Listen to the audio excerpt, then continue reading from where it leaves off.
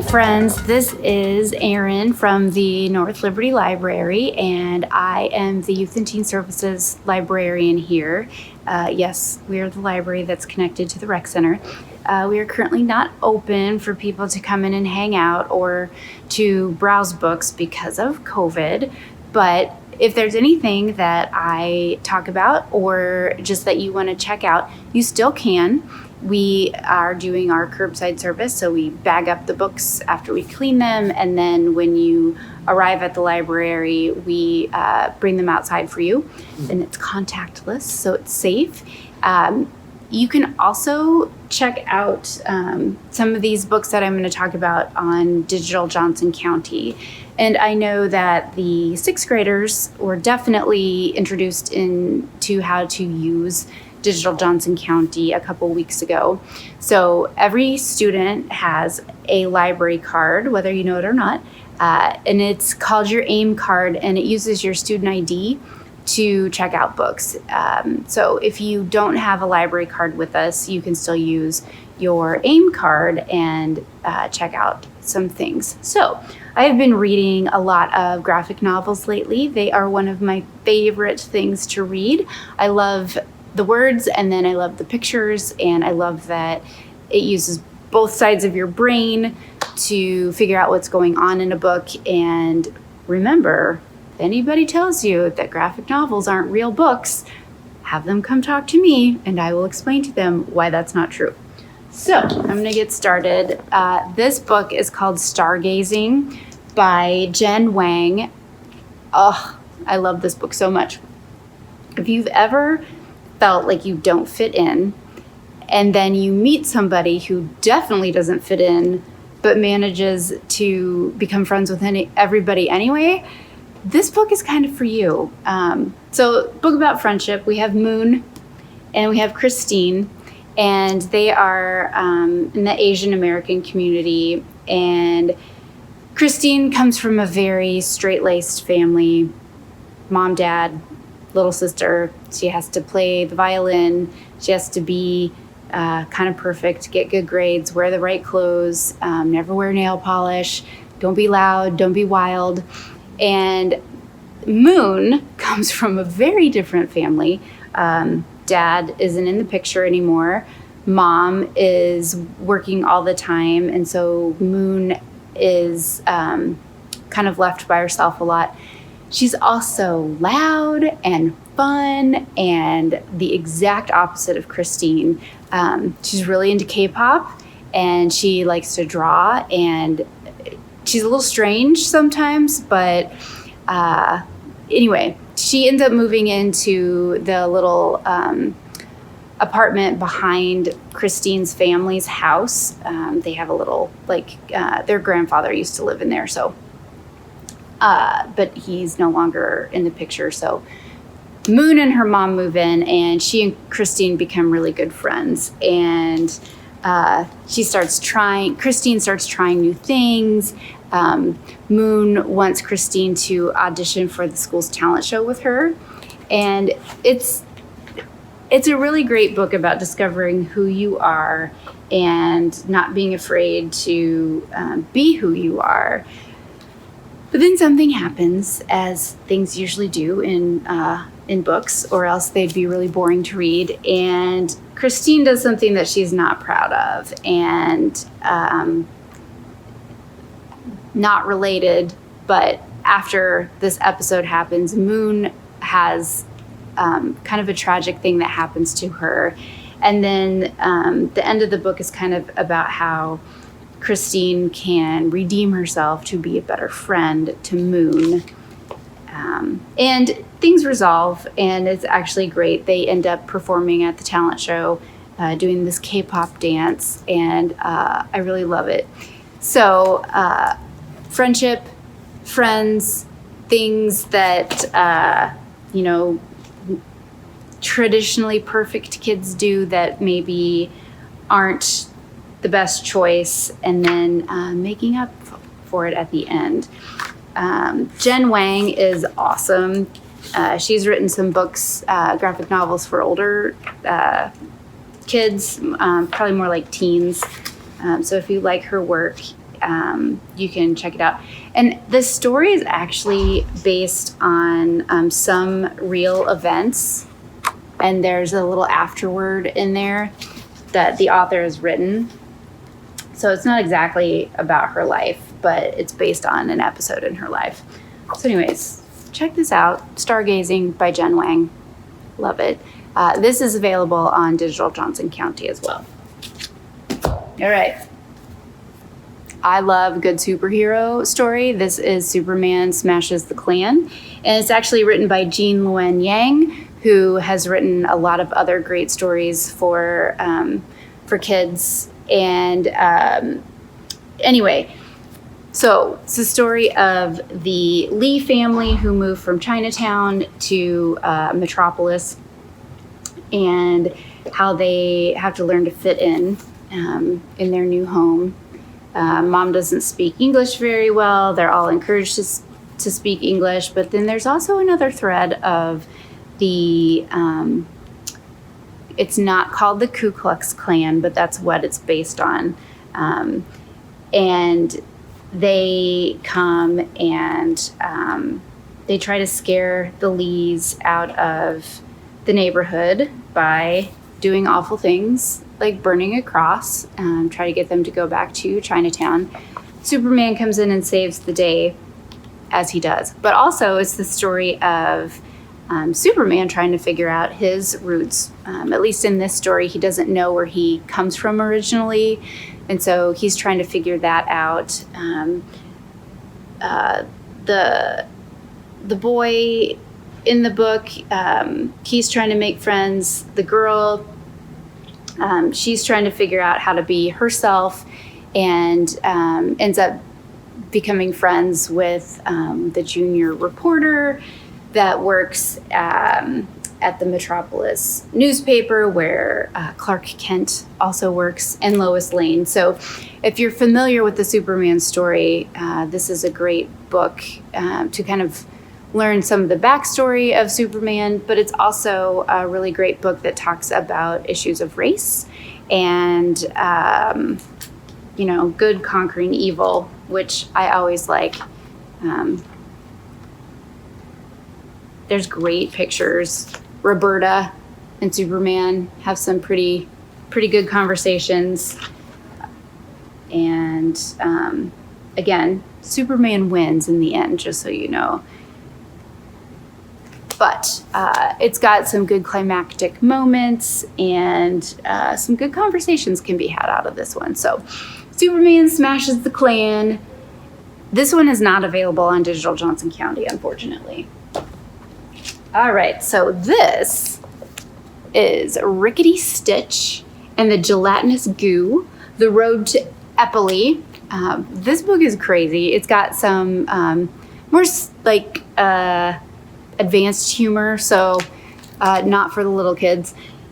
But it's basically the story of Rickety Stitch, who is our skeletal friend here.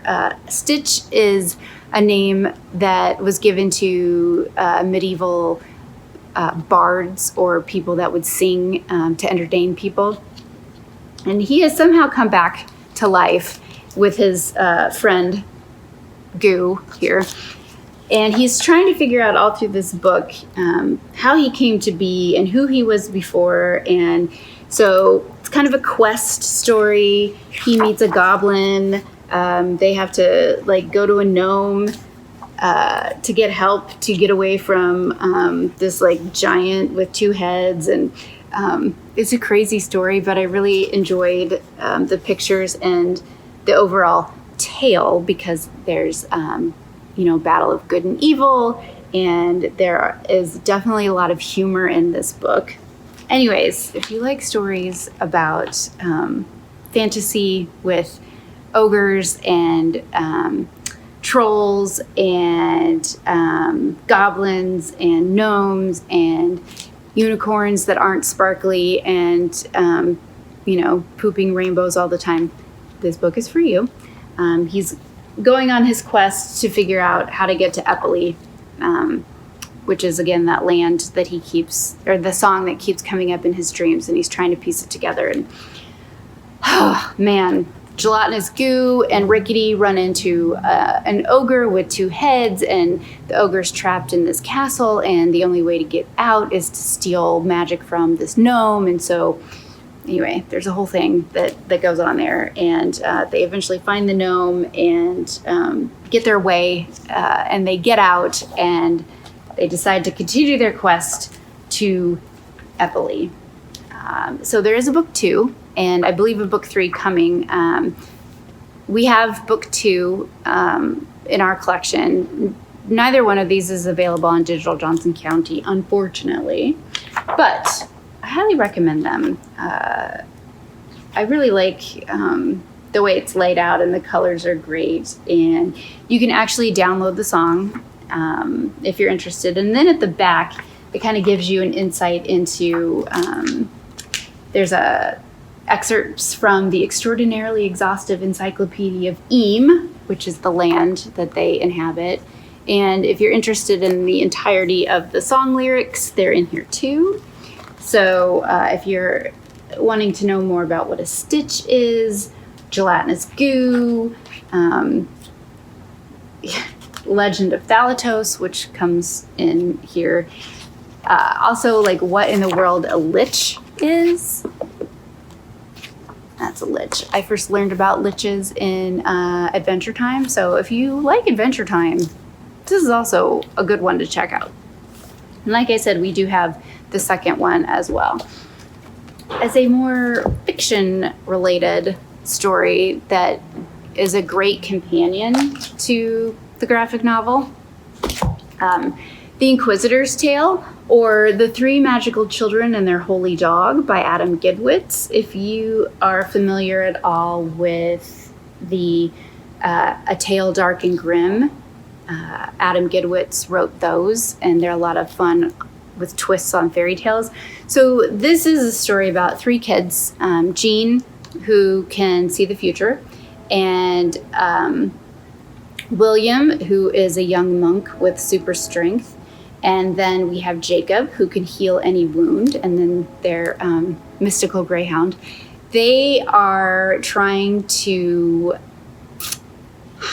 they're having an adventure to fight this king who is maniacal. That's kind of the story. It has manuscript illuminations in them. So if you're familiar with medieval times and monks and the things that they draw, this book is filled with them.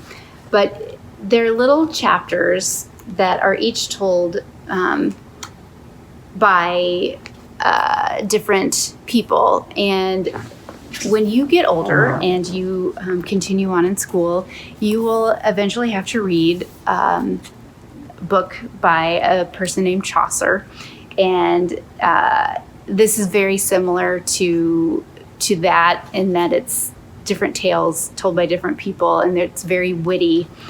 But if you like medieval history like I do, this book is fantastic. And in the back, it talks about the author talks about how he got the idea for this book and if any of it is based in fact. And anyway, I always like it when authors kind of give us a little bit of an explanation about why they do things. And then there's also other books in here that he references if you're interested in learning more about the Middle Ages. I find the Middle Ages fascinating because people were really didn't know a lot, and they were trying to figure out ways to understand how the human body works and why the sun rises and all of these things that we take for granted. People didn't know, and so anyway, it's fascinating history.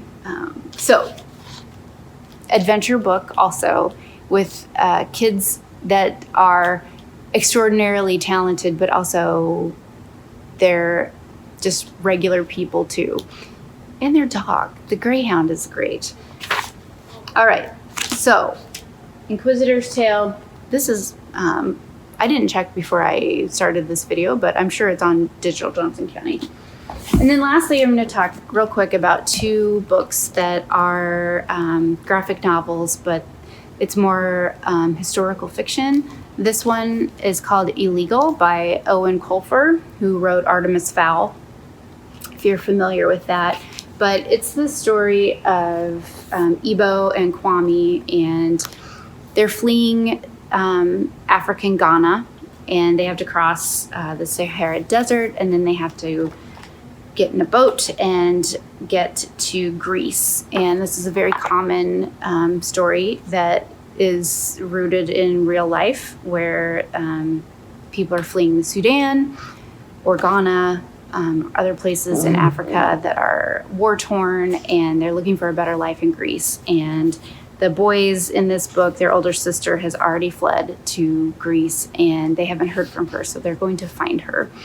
Not everybody makes it. I will let you know that right now. And that is often the case when these refugees flee their countries, that they don't always make it, and the hardships that they have to endure sounds very foreign to us, but this book makes them, it's very accessible, and it's very heartfelt. So if you want to know more about the refugee experience and how hard these folks have to work to get to a new country and start a new life, whether that's fleeing Africa, whether that's fleeing South America or Middle America or Cuba, you should read this book.